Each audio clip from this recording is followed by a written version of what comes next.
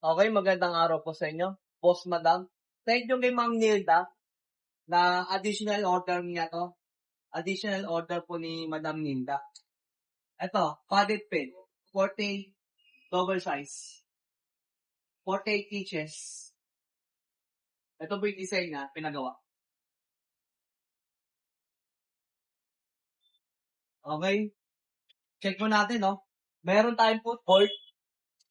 Ang taas ng footboard ay 22 inches. Ito ang lapad, 48 inches, oh. Pang double size bed, 3/4, meron tayong foam dito. At ito yung materials natin ginamit. Plywood 3/4. Ito na, plywood siya, oh. Naka-plywood. At ito rin po na headboard ay naka-plywood din 'to. Bale do'n po natin a-assemble itong kama nila. Okay, ito po yung design ng headboard niya, oh.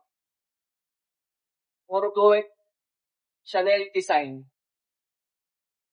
Okay. Gray color. All over na gray color. Canvas. Same color ng pinagawa niya sa sofa bed sa atin. Gray din. Okay? Dito po,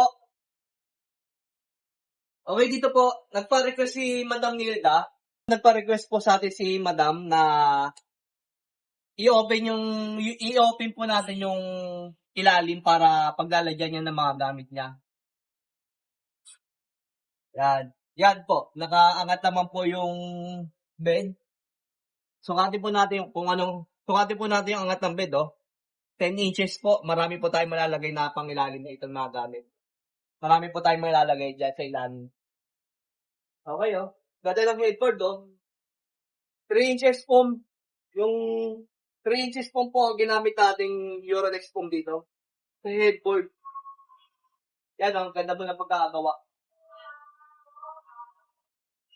Bali itong dinedemo ko, hindi pa po ito nakapix. Doon po sa loob ng kwarto natin ito i-assemble. Ito yung headboard niya.